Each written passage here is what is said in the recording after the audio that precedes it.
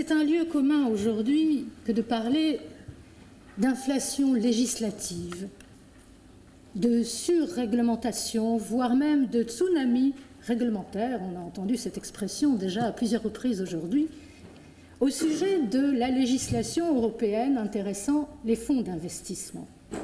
En effet, cette législation est prolifique, elle est dense, elle est détaillée, et ce sur 3 niveaux.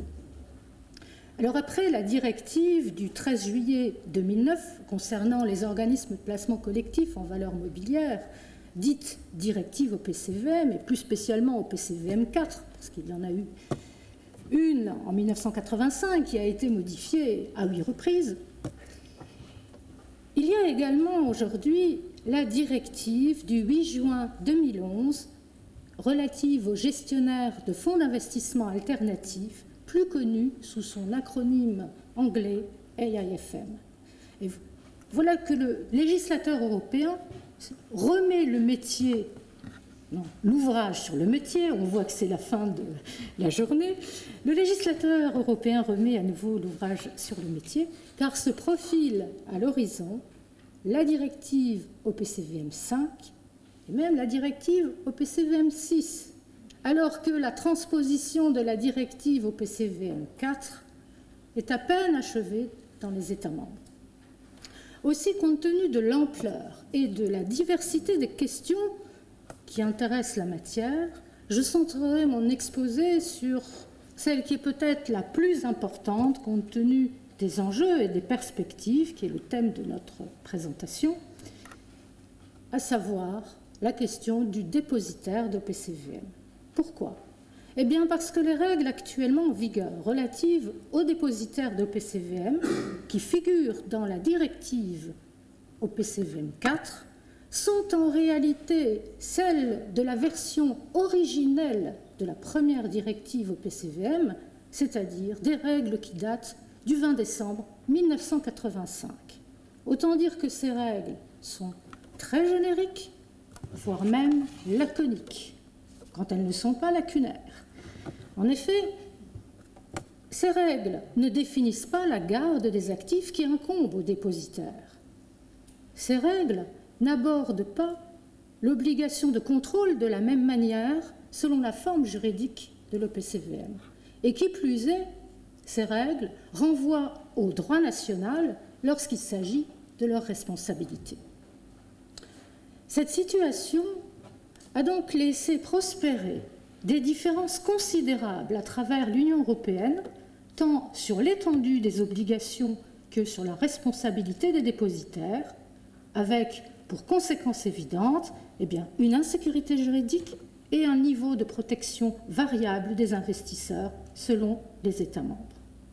Les affaires Madoff et Lehman Brothers ont mis en lumière ces différences, en particulier en cas de délégation à un tiers sous conservateur de la garde des actifs. Et ici encore, le régime de la délégation n'est pas précisé par la directive au PCVM. Il en résulte, ici encore, une insécurité juridique et des disparités de niveau de protection des investisseurs. Consciente de ces lacunes, la Commission européenne a lancé en 2009, puis en 2010, 2 consultations publiques sur les dépositaires. Il y a en effet urgence aujourd'hui à légiférer. Pourquoi? Eh bien parce que la directive AIFM, qui a vocation à s'appliquer à des fonds destinés principalement à des investisseurs professionnels, a précisé les obligations des dépositaires et un régime de responsabilité. Or, si l'on compare les 2 directives, eh bien, aujourd'hui, on observe que, paradoxalement, le régime qui figure dans la directive au PCVM, alors que cette directive s'adresse à des investisseurs retail, est paradoxalement beaucoup moins protectrice que la directive AIFM. Et donc, ne rien faire sur la directive au PCVM, ce serait irrémédiablement ternir la réputation du label au PCVM et ruiner évidemment la confiance des investisseurs. Et c'est pourquoi la Commission européenne a publié le 3 juillet 2012 une proposition de modification de cette directive au PCVM. Cette proposition s'inscrit dans le cadre du paquet législatif visant à restaurer la confiance des consommateurs dans les marchés financiers, qui a été évoqué tout à l'heure. Elle vise notamment à modifier la directive au PCVM sur 3 points, sur le dépositaire, sur les politiques de rémunération, ainsi que sur les sanctions. Pour ce qui concerne les dépositaires, elle propose d'adopter des règles supplémentaires explicitant les obligations et la responsabilité. Elle ajoute en outre quelques éléments sur leur statut, sur lesquels je ne vais pas m'étendre. Elle précise qu'il faut un et un seul dépositaire, donc le dépositaire unique. Elle précise également les catégories d'établissements éligibles à la fonction de dépositaire. Elle indique en outre des règles de bonne conduite et en particulier des règles de prévention de conflits d'intérêts que vous pourrez lire dans l'article que j'ai adressé dans la FARD. Notez que ce texte de cette proposition va être discuté au Parlement européen le 21 mars prochain. Mais entre-temps, la Commission des affaires économiques et monétaires du Parlement européen a déposé le 9 novembre 2012 un projet de rapport qui apportait un certain nombre d'amendements à cette proposition. Je vous les indiquerai le cas échéant. De même, le 16 novembre 2012, le Conseil a publié le texte issu du compromis de la présidence et ici encore, quelques apports seront signalés au fil de mon exposé. Alors avant d'entrer plus avant dans le détail, il convient de mettre en exergue la logique, la philosophie de cette réforme, à savoir que les dispositions de la proposition s'inspirent pour l'essentiel des règles qui figurent dans la directive AIFM, mais elles vont au-delà de cette dernière. En effet, elles vont ajouter ou elles vont retrancher des règles. Pourquoi ? Eh bien, pour assurer une protection maximale des porteurs de parts d'OPCVM.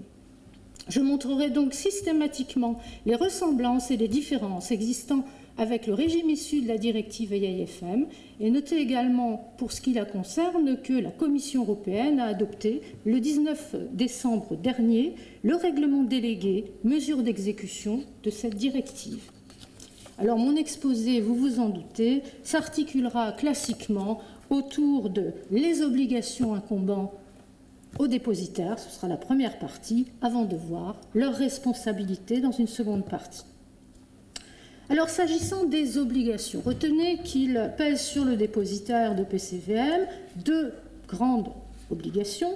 Une obligation de garde des actifs d'un côté et de l'autre une obligation de contrôle. Concernant l'obligation de garde des actifs, l'apport le plus important de la proposition de directive intéresse précisément cette garde.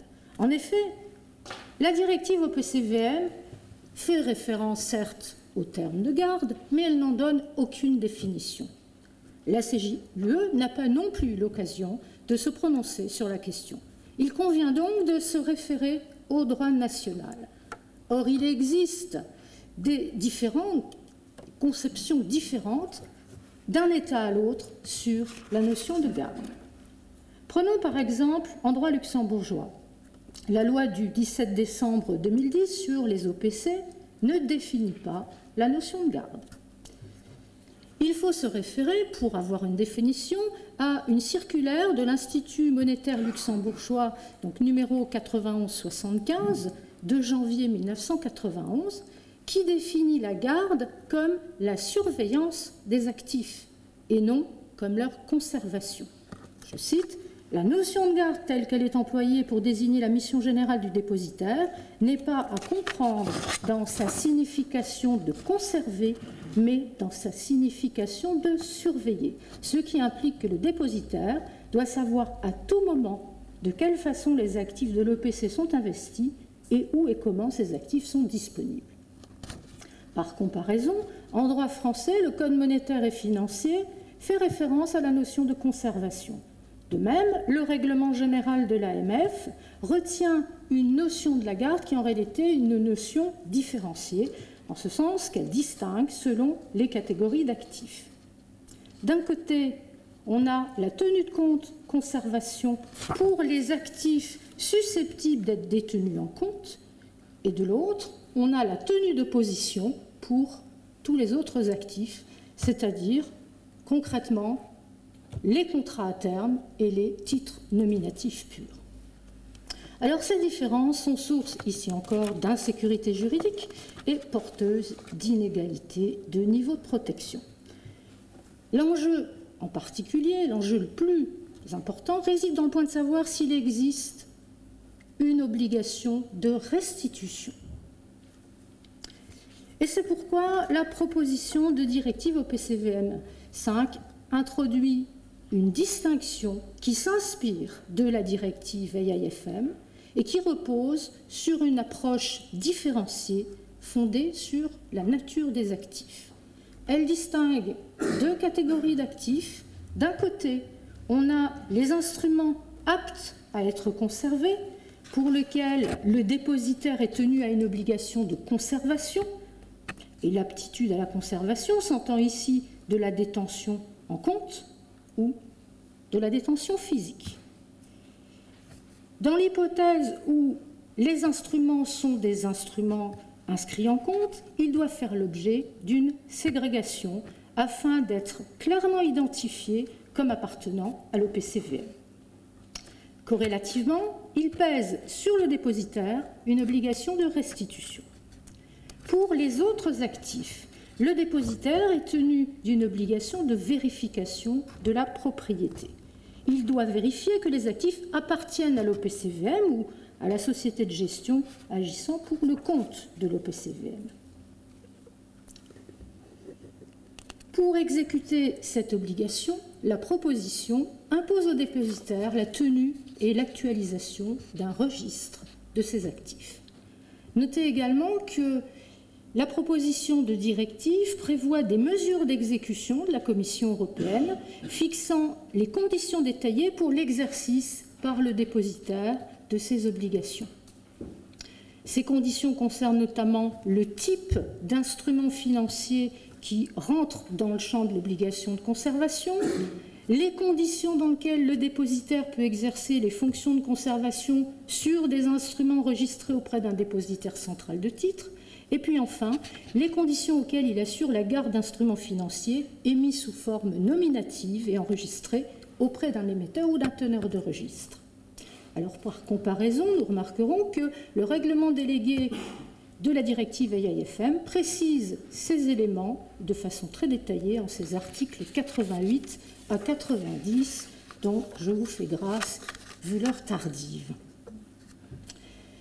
Par ailleurs, il importe d'observer l'introduction dans la proposition de directive au PCVM 5 d'une règle qui tire les leçons de la jurisprudence Lehman Brothers. Il est en effet proposé que les États membres veillent à ce qu'en cas d'insolvabilité d'un dépositaire, les actifs d'un OPCVM conservés par le dépositaire ne puissent être distribués ou réalisés au bénéfice de ses créanciers, les créanciers du dépositaire. Et donc cette règle, qui ne figure pas dans la directive AIFM, se justifie en réalité par le haut degré de protection des investisseurs que requièrent les OPCVM destinés à un grand public.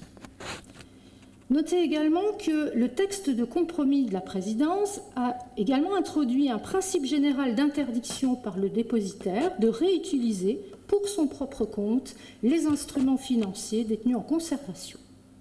Par comparaison, dans la directive AIFM, un tel droit de réutilisation existe, mais il est subordonné à l'accord préalable du fonds d'investissement alternatif ou de son gestionnaire.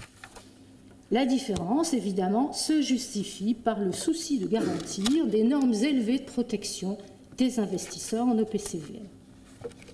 À côté de l'obligation de garde, seconde obligation, l'obligation de supervision ou de contrôle. La proposition de directive au PCVM 5 a apporté sur le modèle de la directive AIFM des modifications aux obligations de contrôle qui pèsent sur le dépositaire. D'une part, elle toilette les textes relatifs à son obligation de supervision ou contrôle de l'OPCVM. D'autre part, elle ajoute des règles relatives au contrôle des flux de liquidités, des flux de trésorerie ou de cash, disons-le crûment.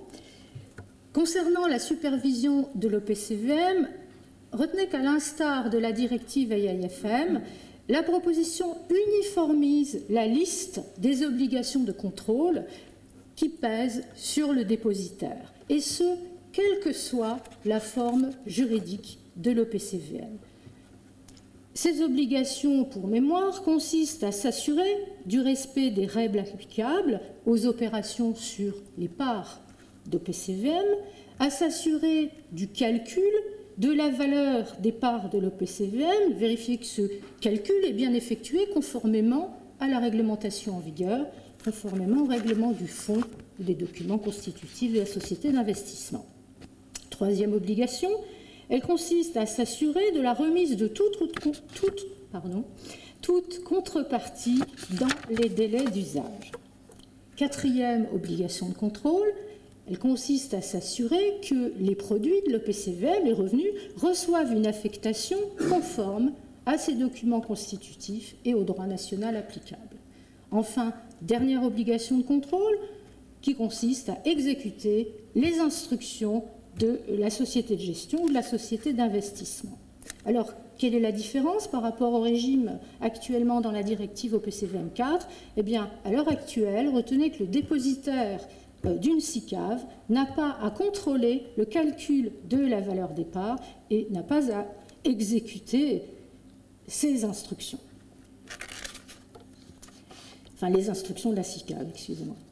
Ici encore, notez que des mesures de niveau 2, à l'image de celles de la directive AIFM, viendront préciser ces notions. Alors, si on veut en avoir un petit aperçu, il suffit de jeter un œil aux articles 92 à 97 de la directive, du règlement délégué de la directive AIFM. Deuxième obligation de contrôle, c'est une obligation qui intéresse le suivi des flux de liquidité. Actuellement, la directive OPCVM est muette sur les obligations du dépositaire relatives au suivi des flux de liquidité. Et donc, il convient de se référer au droit national. Et ici encore, il existe des différences selon les droits nationaux en question. Alors, quel est l'intérêt d'imposer une telle obligation? Il est double. Le premier, c'est de donner au dépositaire une vue d'ensemble de tous les actifs de l'OPCVM, y compris les liquidités. Deuxième objectif, c'est prévenir les transferts de liquidités de nature frauduleuse en garantissant qu'aucun compte d'espèces en lien avec les opérations du fonds ne soit ouvert à l'insu du dépositaire. Et c'est pourquoi la proposition de directive introduit un certain nombre de mesures concernant le suivi des flux de liquidité. Elle impose d'ouvrir des comptes de liquidité, elle impose également d'opérer une ségrégation des actifs. Des mesures de niveau 2 préciseront le contenu de ces obligations. Et ici encore, par comparaison, on peut aller jeter un œil aux articles 85 et 86 du règlement délégué de la directive AIFM. Autre point essentiel, c'est celui de la délégation.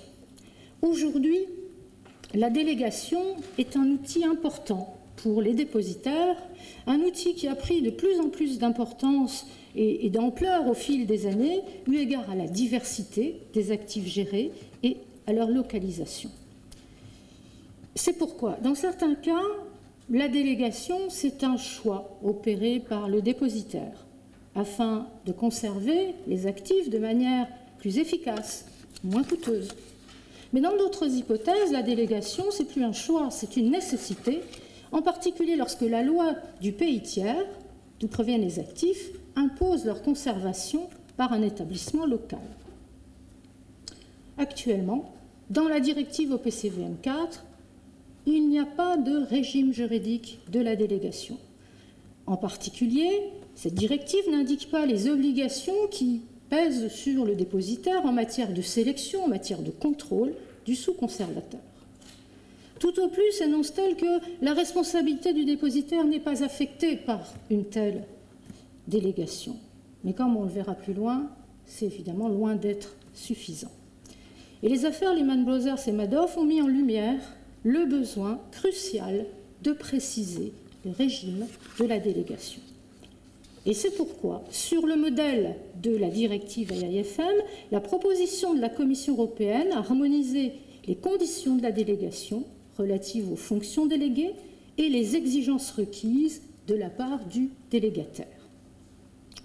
Concernant les conditions relatives aux fonctions déléguées, la proposition présente le mérite de préciser le périmètre de la délégation autorisée, à savoir que le dépositaire ne peut déléguer à des tiers ni la fonction de contrôle, supervision de l'OPCVM, ni celle de suivi des flux de liquidités. Seule la garde est susceptible de délégation. Et c'est pourquoi le tiers délégataire, le tiers en l'espèce, n'est pas un sous-dépositaire, mais uniquement un sous-conservateur. Ensuite, la proposition reproduit pour l'essentiel les trois conditions posées par la directive AIFM pour une délégation. D'une part, les tâches ne doivent pas être déléguées dans l'intention de se soustraire aux exigences de la directive, c'est donc ici la prévention de la fraude. D'autre part, le dépositaire doit pouvoir démontrer que la délégation est justifiée par une raison objective. Par exemple, c'est le cas lorsque la législation d'un pays tiers exige que certains instruments, voire tous les instruments, soient conservés par une entité locale.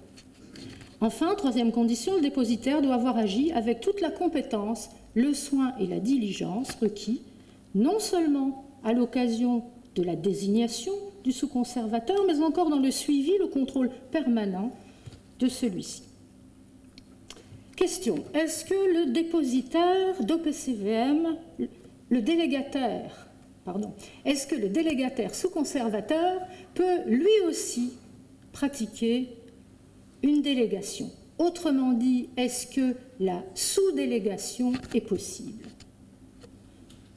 En l'état actuel, il n'y a rien dans la directive OPCVM 4. Alors on peut raisonner en disant une sous-délégation, qu'est-ce que c'est? Ce n'est autre qu'une deuxième délégation. On a un premier sous-contrat, on en aura un deuxième, pour créer une chaîne de contrats.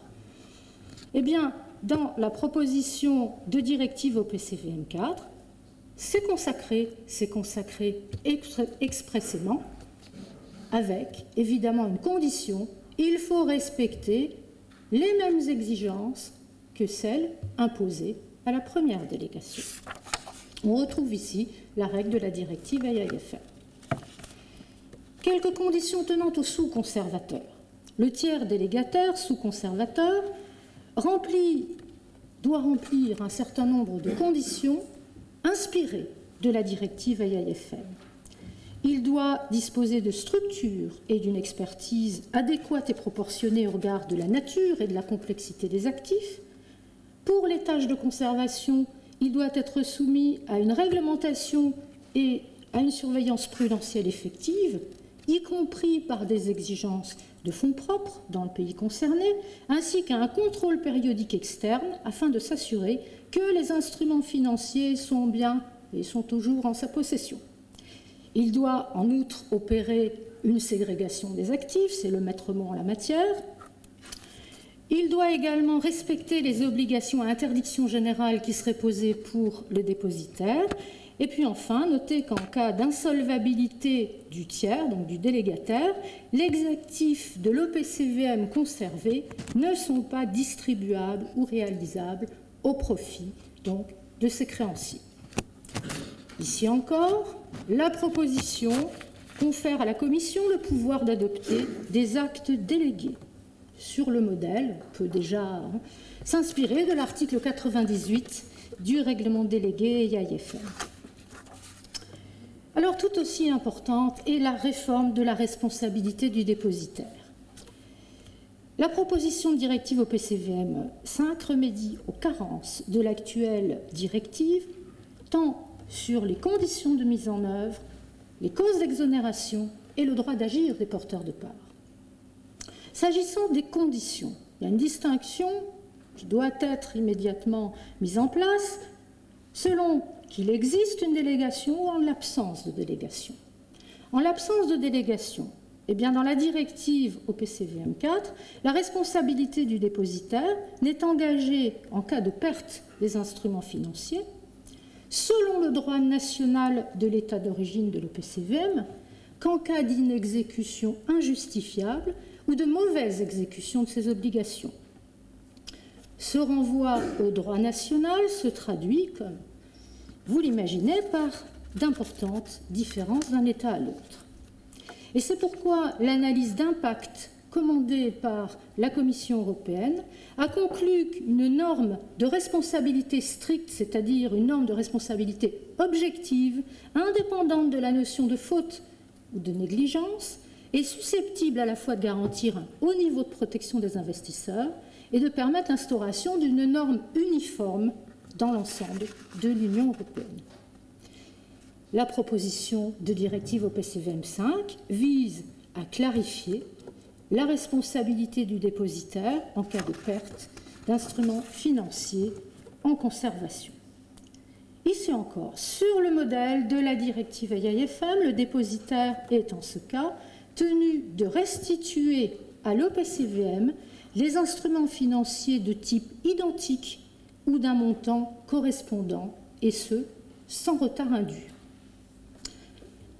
Pour rigoureuse qu'elle soit, cette solution doit être approuvée d'une part parce qu'elle comble un vide juridique et surtout parce qu'ici encore, elle élimine l'insécurité juridique. En effet, comme je l'ai dit en introduction, il serait pour le moins paradoxal qu'une directive qui intéresse des produits destinés à des investisseurs institutionnels soit plus protectrice qu'une directive qui concerne des produits destinés au grand public. Des mesures de niveau 2 seront également prévues, seront adoptées par la Commission européenne. Et là, l'article 100 du règlement délégué de la directive AIFM peut être tenu pour une source d'inspiration. Il définit la notion de perte. Il définit la situation de l'insolvabilité dans ce cas de figure. Je vais peut-être, Monsieur le Président, le temps tourne, n'est-ce pas? Quelques minutes. Donc je vous renvoie à l'article 100 qui est très détaillé sur la question.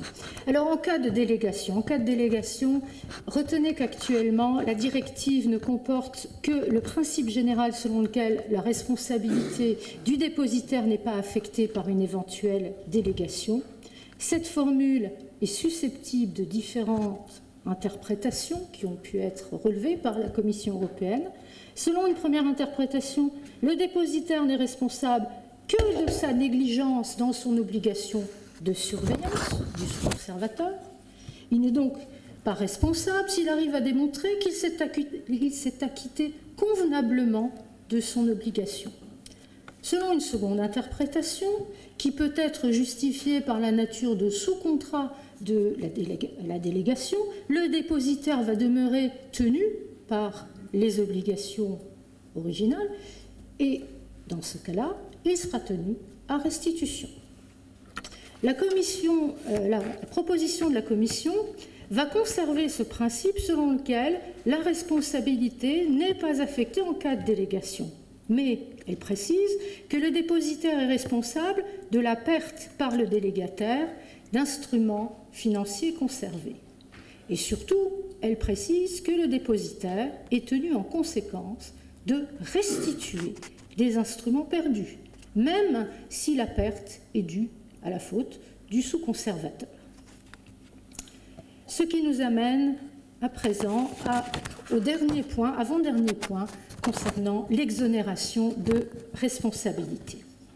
Actuellement, dans la directive, il n'existe aucune exonération de responsabilité spécifique. Et donc la question doit être résolue conformément au droit national, selon qu'il existe une cause ou une clause d'exonération valable.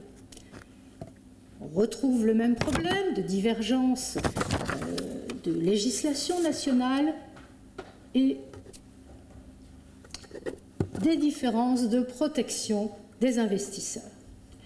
La proposition de directive introduit des dispositions nouvelles tant sur les causes que sur les clauses d'exonération. Concernant les causes d'exonération, cette proposition précise au sujet de la perte des instruments financiers concernés que le dépositaire n'est pas responsable s'il peut prouver que la perte résulte d'un événement extérieur échappant à son contrôle raisonnable et dont les conséquences auraient été inévitables malgré tous les efforts raisonnables déployés pour l'éviter. On remarquera que la formule est textuellement celle de la directive AIFM.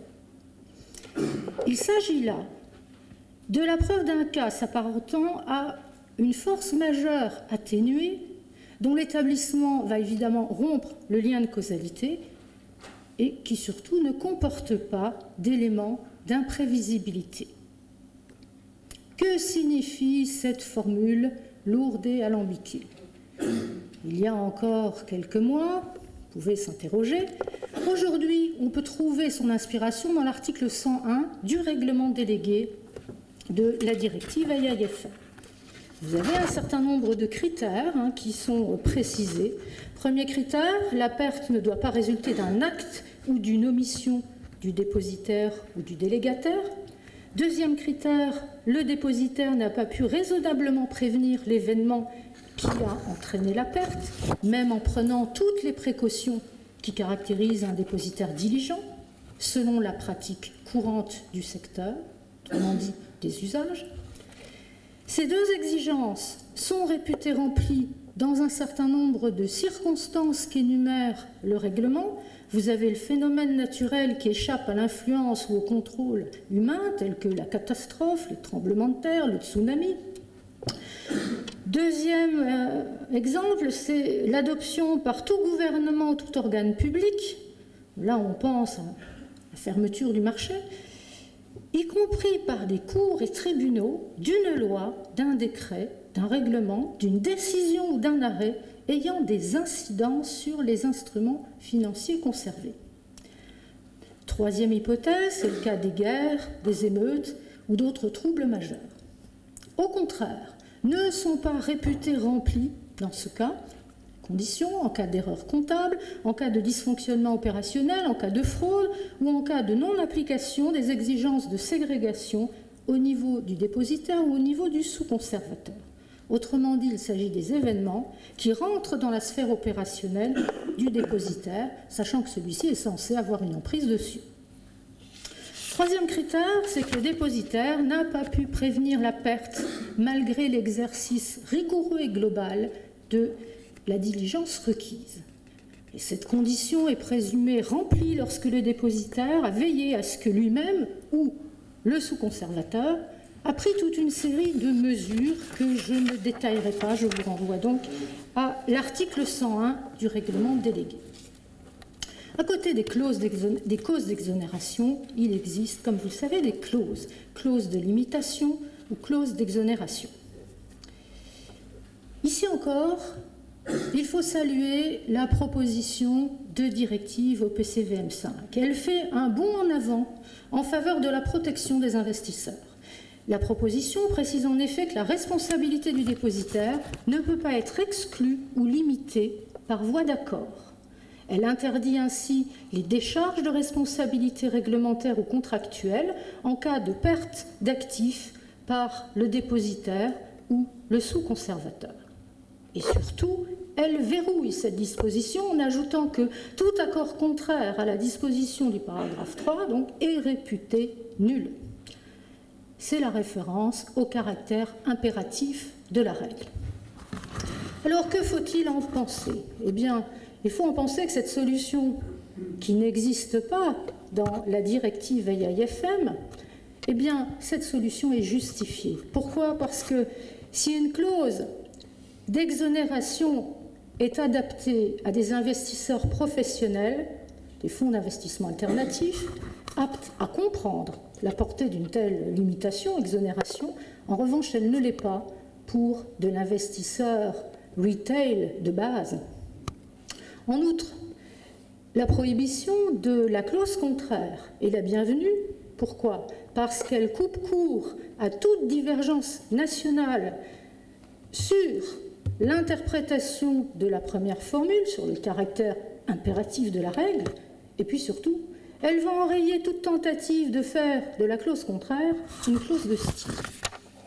Et on notera que, contrairement au droit luxembourgeois, contrairement aux droits français qui sont totalement muets sur ce point, l'article 55 de la loi belge du 3 août 2012 prévoit déjà, et je cite, que le règlement de gestion, les statuts ou les conventions intervenues entre la société d'investissement ou la société de gestion d'organismes de placement collectif et le dépositaire ne peuvent atténuer, limiter ou exclure la responsabilité de ce dernier.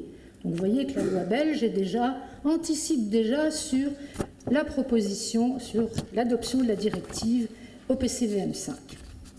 Enfin, s'agissant du droit d'agir des investisseurs, retenez que la proposition traite des recours, elle harmonise le droit d'agir des investisseurs, et ce, quelle que soit la forme juridique de l'OPCVM, qu'il s'agisse d'une société d'investissement ou un fonds commun. Ici encore, la solution mérite entière approbation. En effet, la directive OPCVM repose sur un alignement des droits des investisseurs, droit à l'information, droit au rachat des parts, sans considération de la nature juridique du véhicule dans lequel ils ont investi.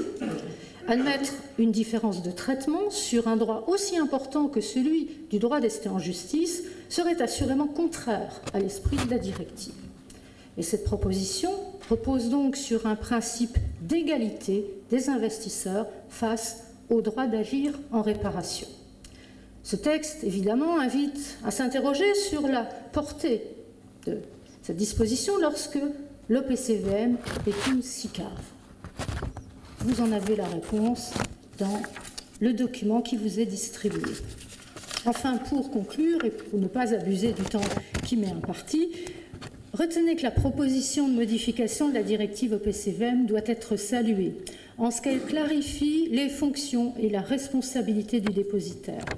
Elle fera certainement l'objet de modifications devant le Parlement européen, mais retenez aussi que ce n'est qu'une étape. Cette proposition n'est qu'une première étape dans la voie de l'harmonisation et l'amélioration du fonctionnement du marché unique des OPCVM en Europe. Pourquoi? Parce qu'une seconde étape se profile. La seconde étape n'est autre que la création d'un passeport européen pour le dépositaire, et c'est ce que propose l'un des thèmes de la consultation lancée par la Commission européenne le 26 juillet 2012, et je vous remercie de votre attention.